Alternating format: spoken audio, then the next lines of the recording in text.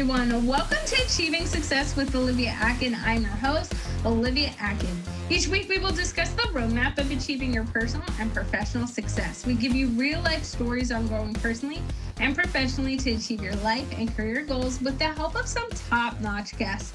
Today we are speaking with Nick Savoy. Nick Savoy is the founder of SAN 727, a purpose-driven consulting firm specializing in holistic tax strategy, entity structuring, and wealth planning. As a financial architect and tax strategist, Nick helps business owners transition from confusion to confidence, serving as what he calls a lifestyle general contractor, an objective partner with no hidden incentives or product biases. With extensive experience in both the beverage industry and wealth management, Nick has built SAN 727 on Christ-centered values of integrity and service, focusing on helping clients save on taxes, build wealth, create legacy, and live with flexibility. His unique approach goes beyond traditional tax preparation to help business owners build a blueprint for wealth, freedom, and legacy that creates a durable and sustainable lifestyle. Nick has been married to his wife, Sarah, for 20 years, is a proud father of two, and remains a lifelong Purdue Boilermaker who believes in the power of thoughtful conversation to transform financial futures. You can find Nick by emailing him at nick@san727consulting.com or on his LinkedIn by searching Nicholas Savoy, or on Facebook by searching Nicholas Savoy, or on Instagram at nicholas.savoy. Hello, Nick. It's fantastic having you on the show. How are we doing? Thanks for having me. I'm excited. Let's dive right in. To start off the show, can you tell me what success means and looks like to Nick Savoy? Yeah, success to me looks like creating impact to the point that you attain followers over time, and you're not really sure why the heck they follow you. I love that because, I laughed at that because I'm like, yes, that is what we should all aim towards, whether it's on social media or in our bubbles of life in person, because especially in today's age where people are like, you can go viral. You just do X, Y, Z and you can go viral. Sure. I'm like, okay, but what does virality actually mean? Like, what impact will that go? That's just a number metric. Like I ask people that. I'm like, okay, so your one clip got thousands of views, or you help people go viral. Sometimes I'll mess with people who say, like, I help people go viral. I'm be like, okay, and what are the results with that? And they're like, what do you mean? Yeah. I got you to go viral. And I'm like, but what does someone do with that? And they're Sure. like, they're viral. And I'm like, okay, missing the point. They're like, But it's funny too, because like at the end of the day, like we never stop to think of like, why did I all of a sudden follow Olivia Akin? Right? We don't ask that, hey, why are you following me? Right? And it could be just as simple as, like, I don't know, you have a radiant personality that's bubbly and vibrant, and just sounds like someone that I want in my sphere. Right? And it could be just as simple as that. And it's like, but I do all this other cool shit. Like I do podcasts and all this other cool, fun stuff. Like, and that's why you're following me for that stuff, right? Or you're goofy or whatever the case may be, right? So like, and that's changed over time, right? I think we all were kind of driven at some point to chase money and success of the cars and the houses and we live in vicariously through celebrities and see all the toys and fun things that they have over time, or the FOMO effect, right? But it's really changed for me over the last several years of like, I just want to be a cool dude that cares about others, that pours into people just because I'm curious, and attain followers that I don't even know why the heck they're following me, but like it's cool to like that they think enough of me that they want to know what's going on in my world, right? Whether they're reaching out, they're staying afar, or they're like, hey, just want to check in and see how you guys are doing, right? But I think we all want that to some, it feels great. We never get those time. Very rarely do we get those conversations when someone calls you randomly out of the blue after 4 or 5 months and says, hey, Olivia, how's it doing?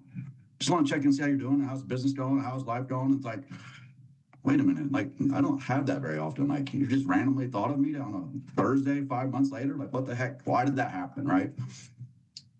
Yeah, and I was smiling when you said that because I try to make an effort that when someone follows me or friend requests me or Sure.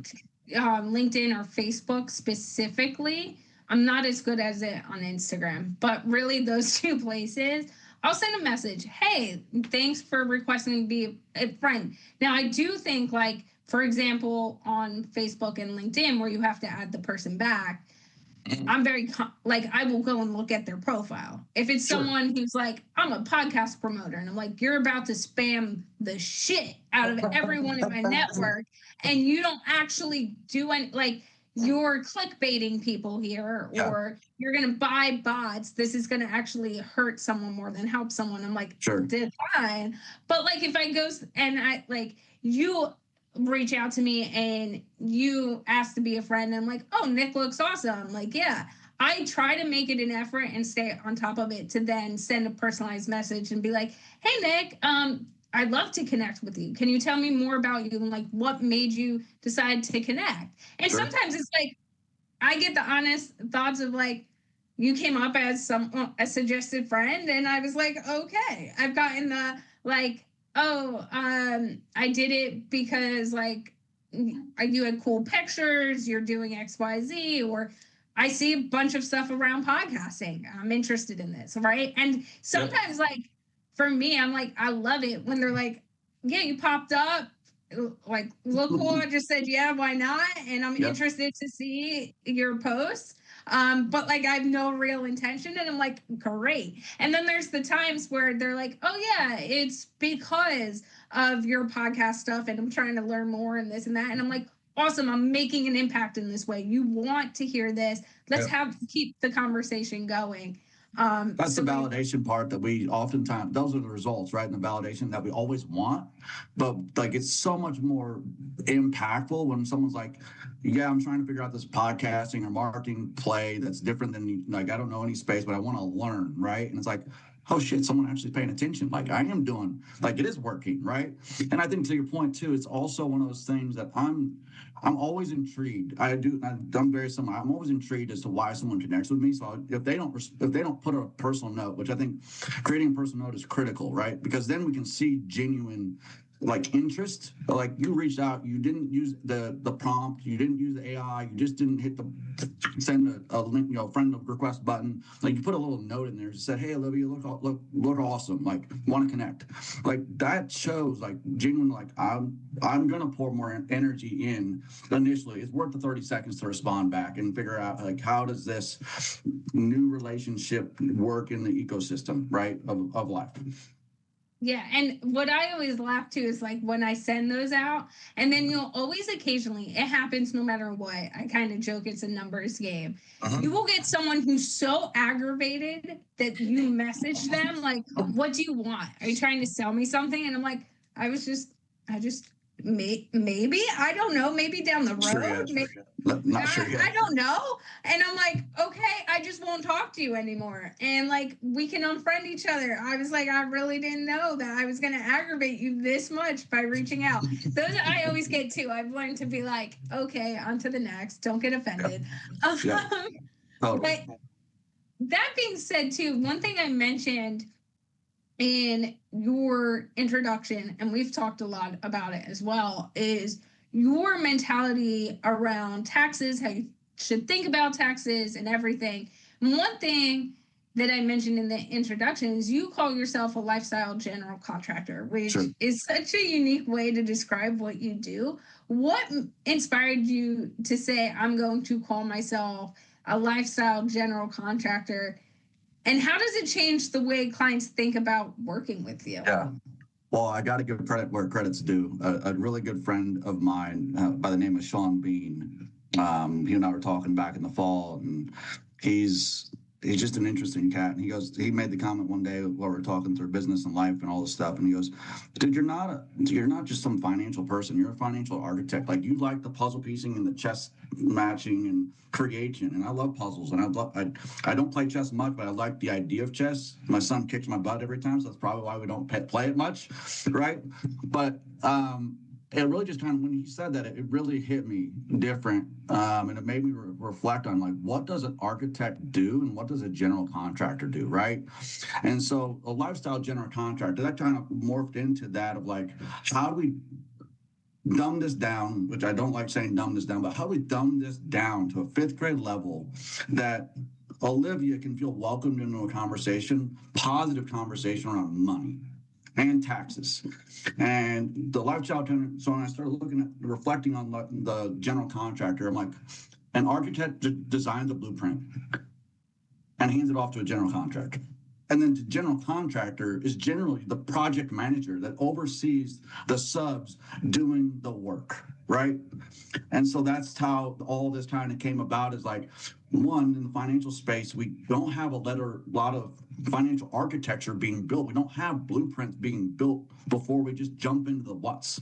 We just jump into the what's because it's a shiny new object, or we had a friend say, oh, you used to be an S corp, or whatever the case may be, or do this IRA, or with no personal understanding as to why we should intentionally consider it. It's just a universal, well, all your friends do it, so it's the FOMO effect, right?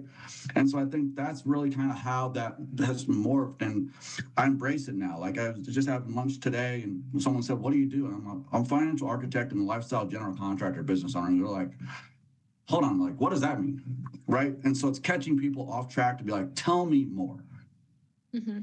And I think to go along the tax side of that question is, it's changing mindsets to say, let's slow down and really reflect on, like, try to think through, like, what is taxes? What's the purpose of taxes in the U.S.? Like, what is the IRS code?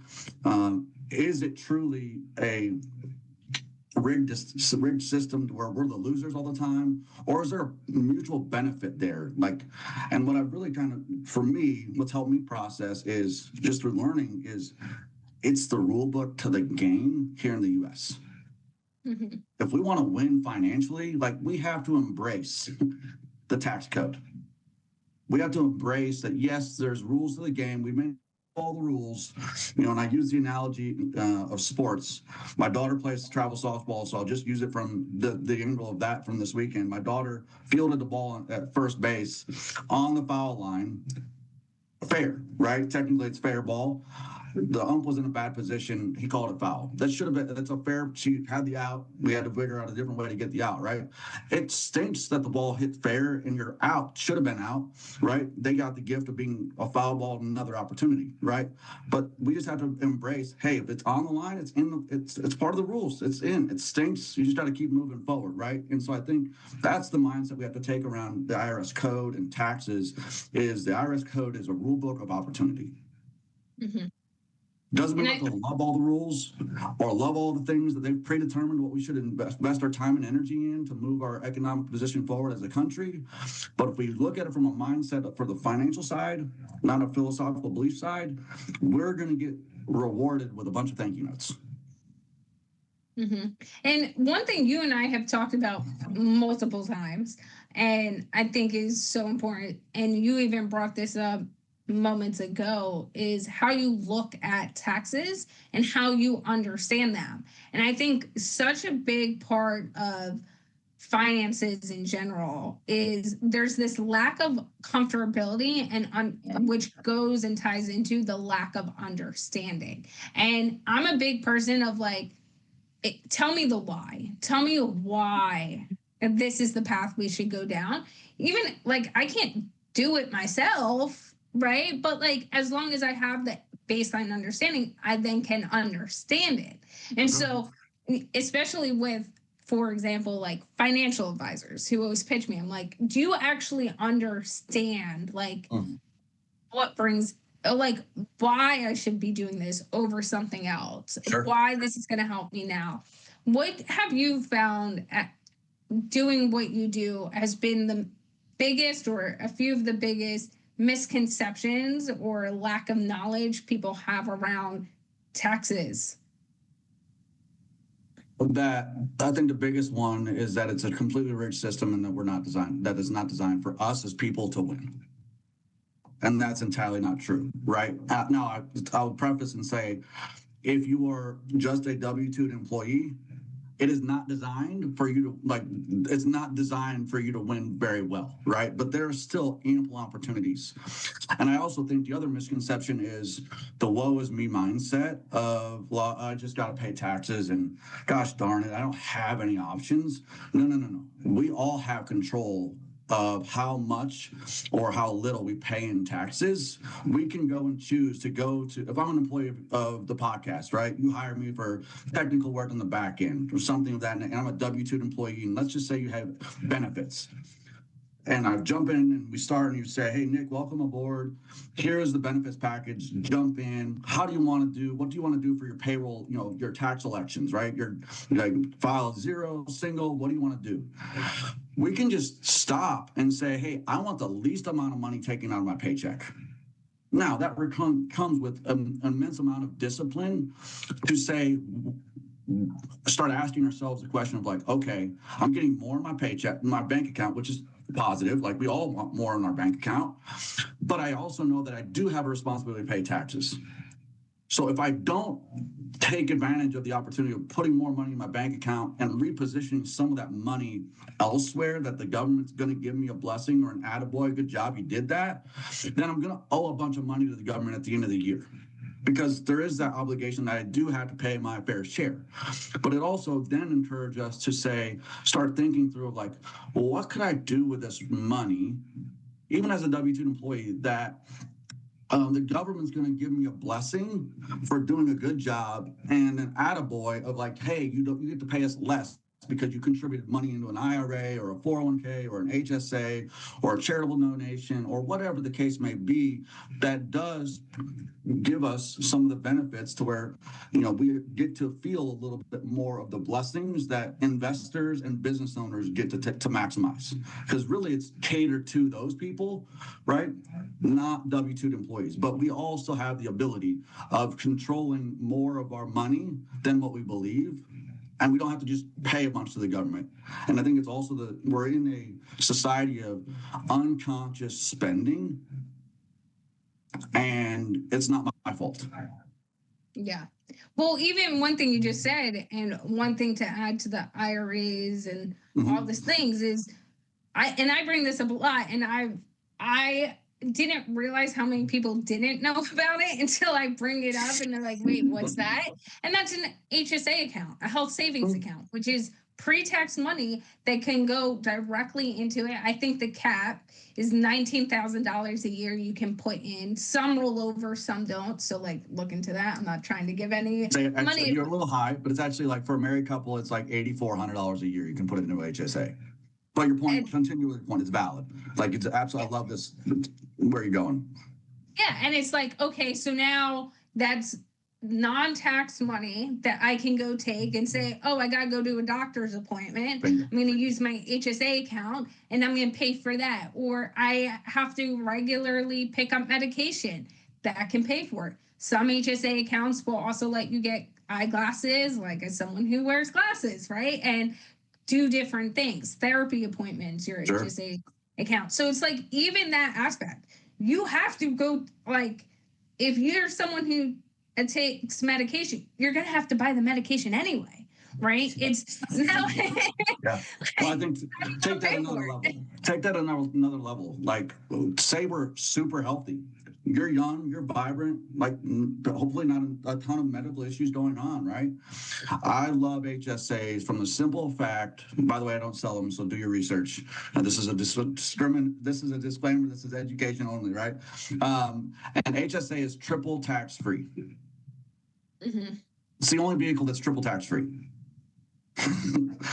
Money goes in tax-free, it grows tax-free, and you can use it for medical purposes tax-free.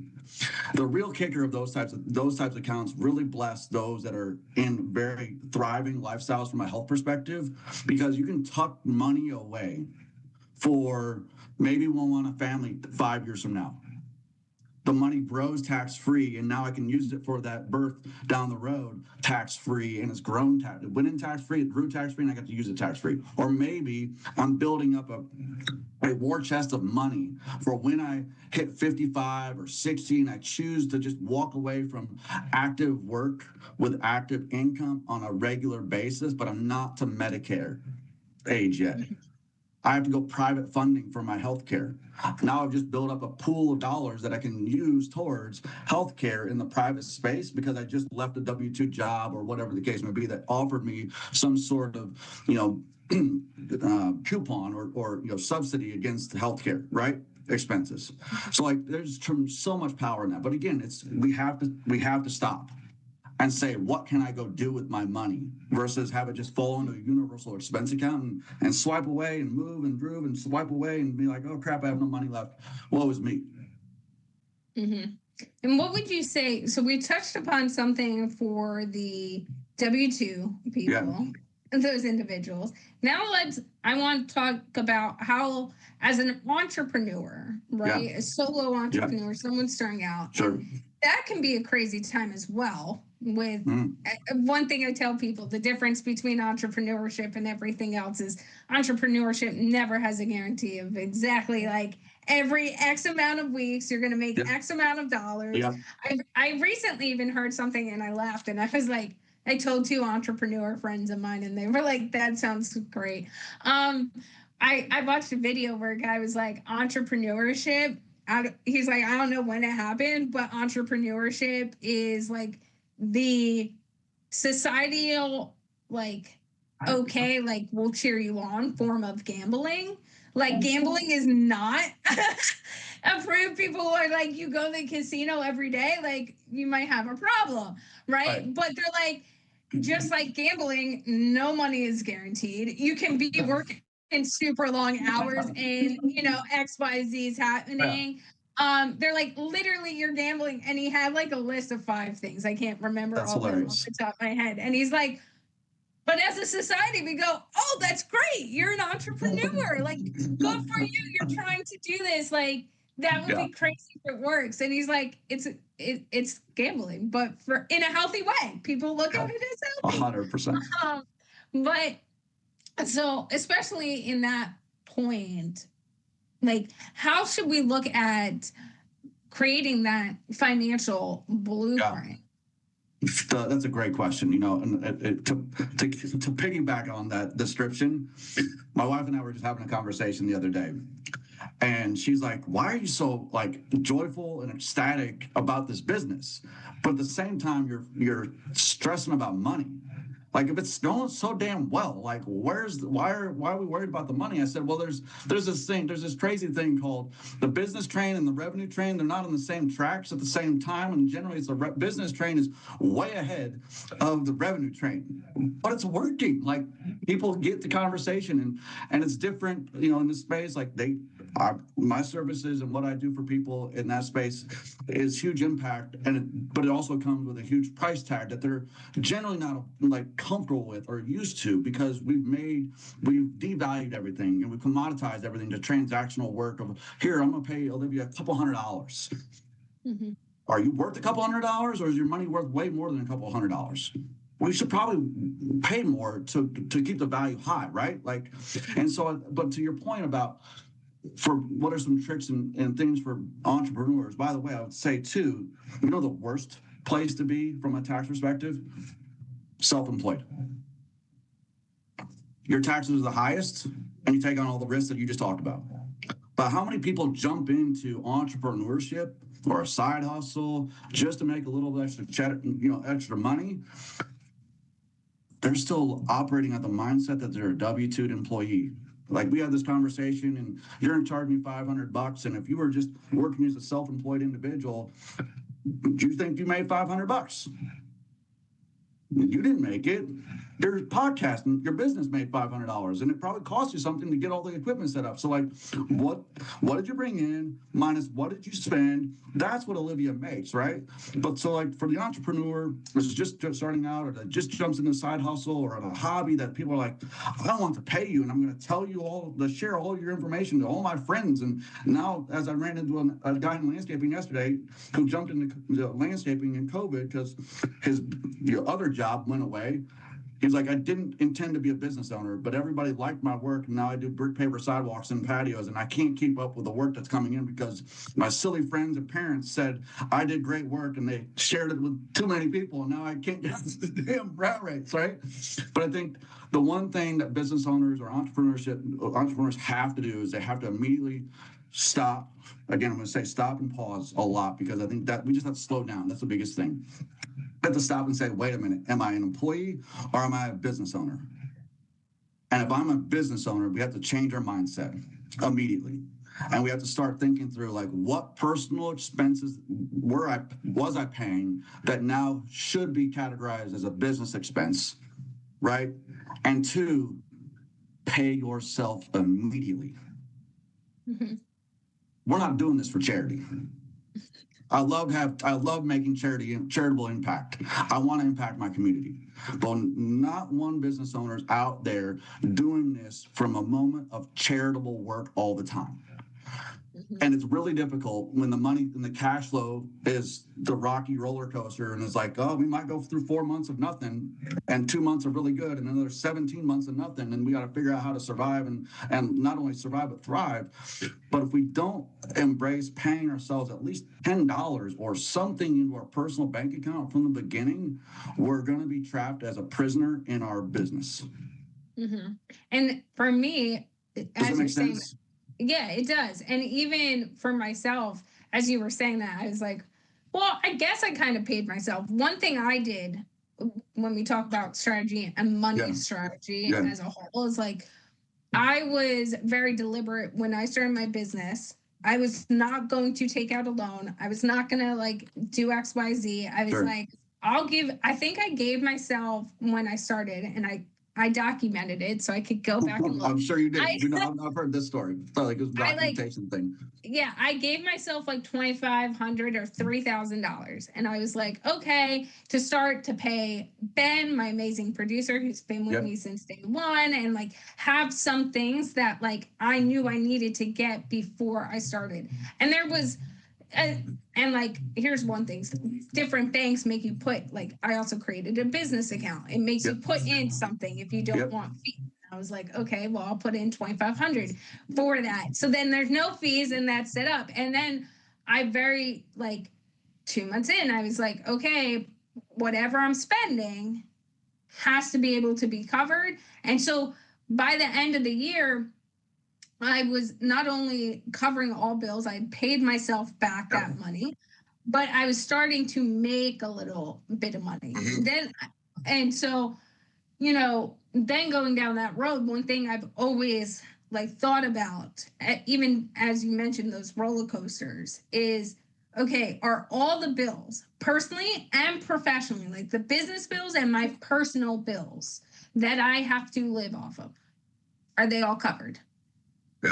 And that's the baseline, right? Like, as long as in those low moments as you're trying to grow, whatever it might be, can they all be covered without you overextending yourself financially? And so I've consciously been like, okay, even if I don't give myself necessarily money, right? And I get stricter with eating out, all the bills are paid. Okay. And then as I've grown, I've put money into things, and I've been like, okay, now I'm not a big like, oh, just go out and drop money on things. But I'll be like, oh, like, okay, I love going out to eat. It's an experience. I enjoy. Yeah, I'm like, okay, I'm gonna I have extra money to just go out and eat this month, and like X amount. And that's my way of like, and I think and I'd love to hear your insight on this, of like paying ourselves gives like, okay, you have to give yourself a written check for X amount of money. When I heard you say that, I also felt, again, correct me if I'm wrong, the mindset of it isn't necessarily writing yourself a check for X amount of money, but it's the ability to live the lifestyle you want, even if it takes time to get there, right? Like, this month might not be as good as last, but I'm still able to go, like, how am I going to go out and eat? And like the stuff I did buy this month from Amazon, like, I want XYZ from Amazon. I could pay for that, right?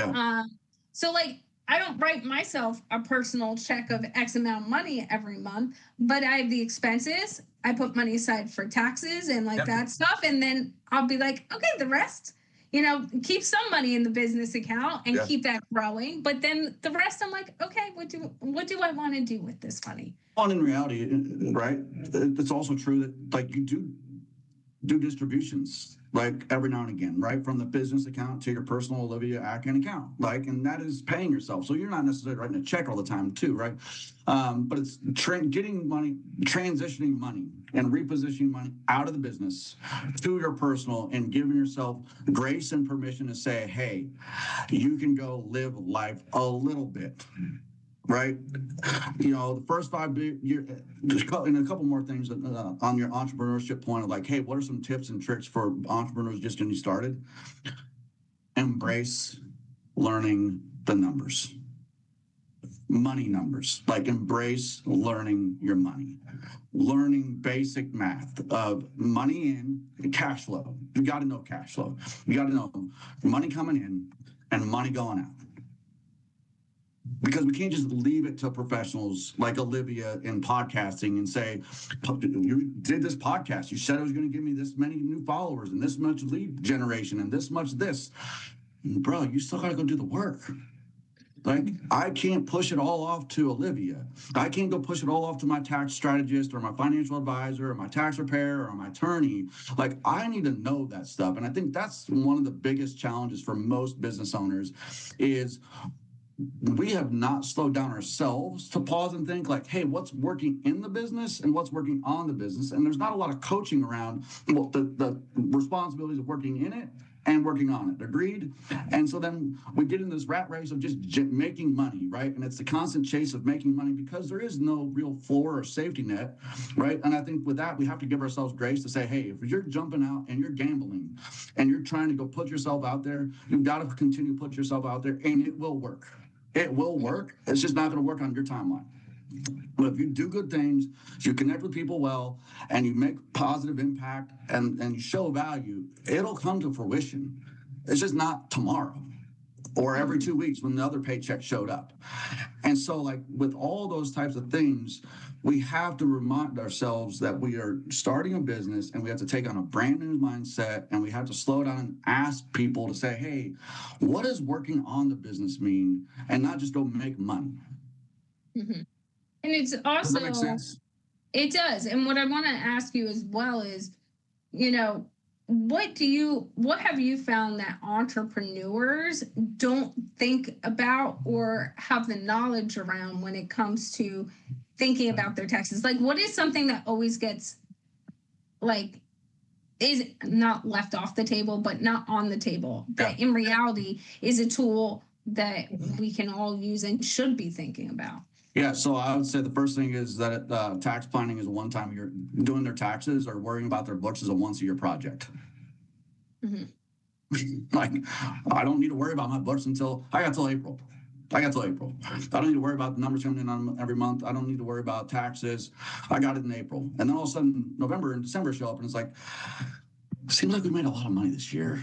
What's this tax thing going to look like? And should I make more money? Should I not make more money? Right. So I just our passive nature and our reactive nature. And by the way, I would say too, like, unfortunately, like the financial industry kind of creates an environment where some of the professionals act in a very reactive state. They don't pause and slow us down and say, hey, hold on, Olivia, this partnership means that we're meeting 4 to 6 times a year. And here's why I'm going to educate you on why we're meeting 4 to 6 times a year. We're not meeting once a year in March, and you're just going to lay all your stuff at my table, and I'm going to sift through all the documents and find the one number that I need to put in this box. Like, that's not our relationship. Oh, okay. But again, we don't do that very well. To just challenge and say, Olivia, this is not a 30-minute conversation. This is an hour conversation, and you'll understand why we're taking the extra 30 minutes. And it is contrarian. Like, yes, you're paying me, and yes, you're not out generating revenue. So, like, theoretically on the surface, you're losing money. But that's why you have employees to do those tasks. They're the ones that are booking the podcasts. You're the one making sure the podcast show stays marketable, stays relevant, stays top of mind, stays in the know and attractive to guests that want their voice heard. That's your job, right? And it's making sure the bills are paid and so that the employees are paid and you can get paid, right? And we can move forward with the blessings that we've created and cultivated from a financial perspective. Yeah. And what do you think is something, well, you just went over, like, we leave off the table is always thinking, like, okay, I just have to come revisit this in a year from now. I'm that person that I know every penny I make. I write it down. I know each month what my total. I actually have a sticky note as the business has grown, like the highest I've earned and like Super what cool. date that was. So I can be like, oh, if we're getting close to that, it's easy reach. Oh, that's the highest. Let's beat that, right? Let's see that. And like those remarks too, like on my desk, like also show like here are pivotal moments in your business journey. Even if you didn't realize it in the time or you've kind of forgotten about, like look at those dates, remind yourself of those dates. But what is something like business owners should be thinking about when it comes to, oh, I should have this resource like an HSA account or something like that.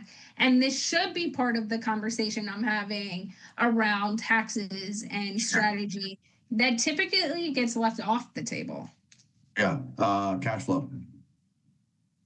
Got to know what the money coming in, the money going out is. Like that's the first step. We got to get clarity, right? And I would also say and lean into pausing to understand or asking people, hey, what are different types of entity structures? Like I'm a business now. Like what are different types of entity structures that are out there and what are the pros and cons? And why I love being a financial architect is I say I'm planning agnostic. Like I'm knowledgeable enough in the legal space and the entity space that I can give guidance, but I can't give advice. I can't give advice in the financial space either. I can't give investment advice, but I can give financial positioning and guidance and pros and cons and sheer education and ultimately give Olivia or client X options and choices and say how do these options align with the mission and the purpose that you're trying to achieve for yourself, your business, your family, your community, and on and on, right? And so entity, I think, is also one of those critical things that we don't think about until we're making money, right? And it's like, oh, I can't worry about the money.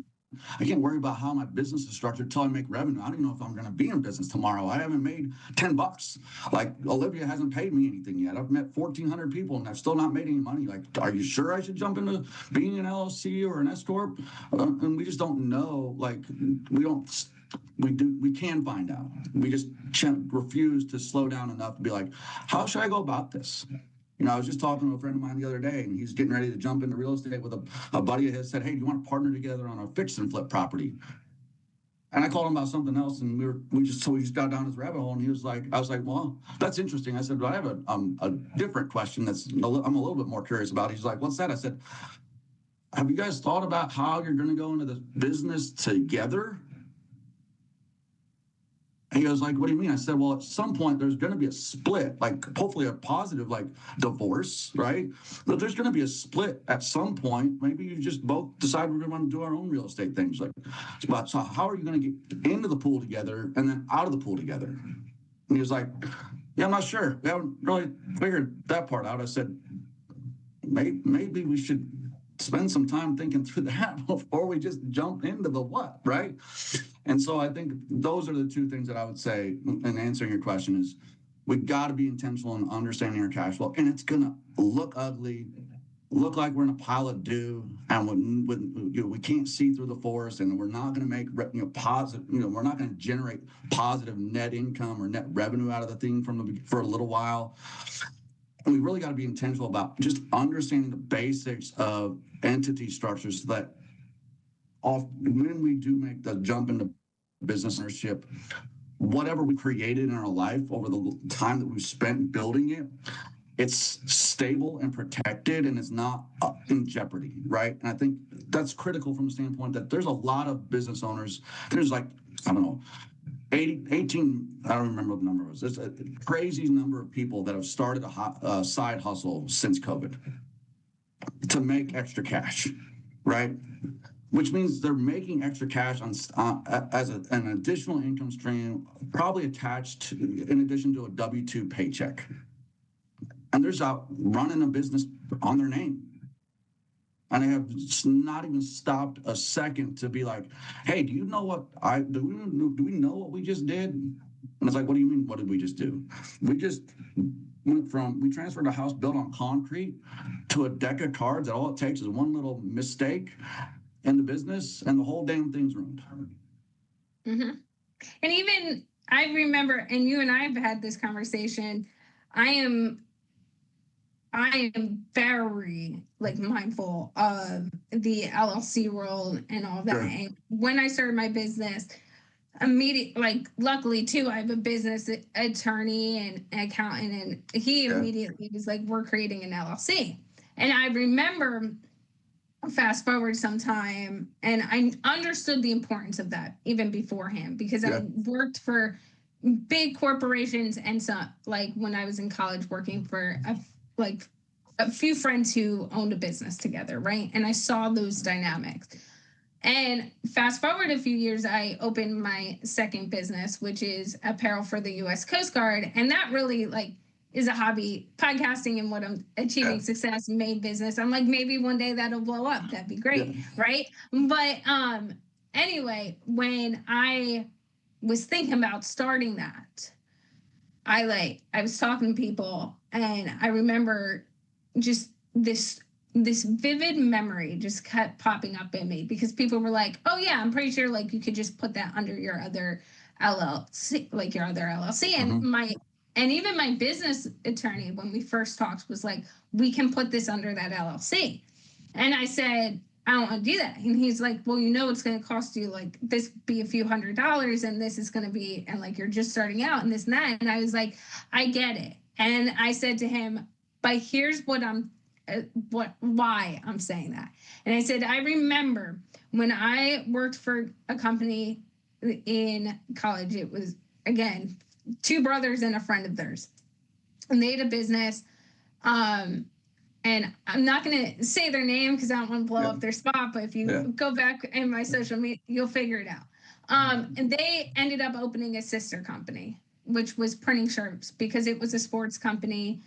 For people in the company, and they're like, oh, we could save money and print the shirts ourselves. We have the space, blah, blah, blah.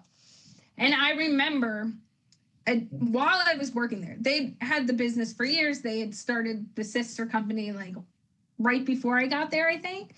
And one of the seasons, someone, and I completely agree, we shouldn't have ran sports that day.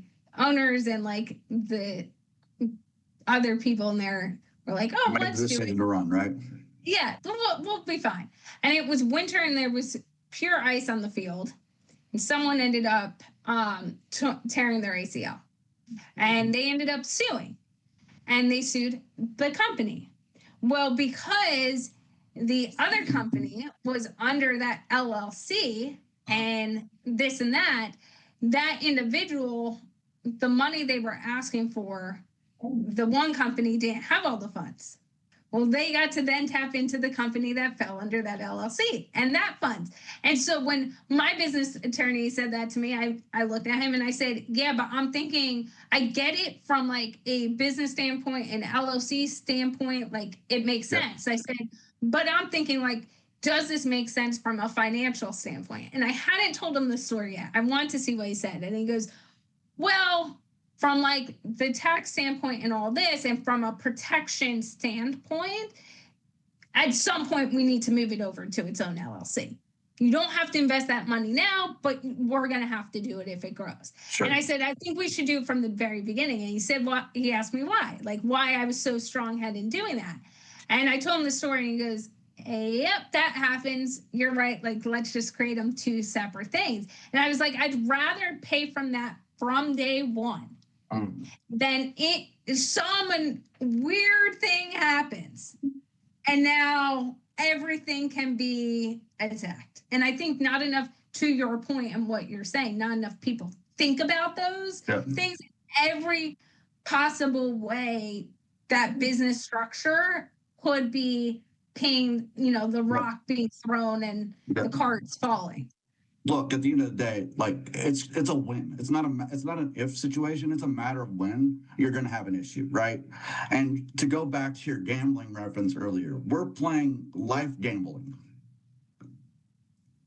which is totally cool. I'm all about business owners or people jumping into a business and creating income for themselves and putting themselves out there. It is the greatest return on investment, and seeing your hard work paying off with massive rewards, even if you fall forward. And by the way, every business owner falls forward at least 2 or 3 freaking times, and he still figures things out, right? But I think the reason that I love that, and I want both my kids to be business owners. I want them to do different things because it gives you the ability to control as much as possible and create the greatest impact. But you're playing this lifestyle gamble. Wouldn't you want to bulletproof it somewhere down the road to make sure that, God forbid, when shit happens and you make a mistake, by the way, we all make mistakes, that when that mistake happens, there's a stopping wall that says you cannot enter past this point, and we can just cut off that branch of the tree and create another branch. But we haven't taken the thing down to the roots and literally ripped the tree out from the ground, or taken the house down to the studs and had to rebuild all over again. Like, doesn't that make sense? And I've had a business attorney say, well, it's not necessary. I didn't know I was playing a not necessary game. Like, I want to win. And I want my friends to win. And I want my partners to win. And I want my community to win. Like, if we're playing the win game, like, it takes thinking strategically. It takes thoughtful, intentional time away from generating revenue. It takes white space on the calendar to say, you know what, I probably should talk to my attorney and let them know that this is happening. Or it should take, hey, I want 5 meetings a year. I want the 25 meetings with my financial professional team, like my executive team that's not in the business. I want them in the know. I want that to be an intimate partnership on their world just as much in my world. Because if we don't, guess what happens? We don't know what the hell's going on, and we feel like we're just spinning in circles, and we're on a treadmill that's even worse than the W-2 treadmill, because we're a prisoner to the job and we're tied to the revenue for all ever. And I think that's the other part with business ownership and entrepreneurs. You immediately have, going back to the cash flow thing, life isn't static. Your business isn't static. And it's got to be top of mind all the time. Like, how do we progress forward? We got to know we're jumping into a pile of doo-doo, and we got to swim through the muck for a long time before we're going to get to a place that you're probably never truly content, but you're in a position to where you're creating massive blessings along the way. Nick, how can people get in touch with you if they want to connect with you?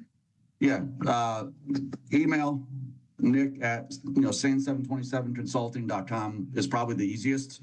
They can text my phone number, 765-414-0092, or look me up on the shared social platforms. If you're interested in having a conversation, let's talk. I mean, and you're a great person to talk to. Your insight and just the way of looking at it. And appreciate it. Thank you, Nick, for all of your insight today. I appreciate it. Thank you for the opportunity.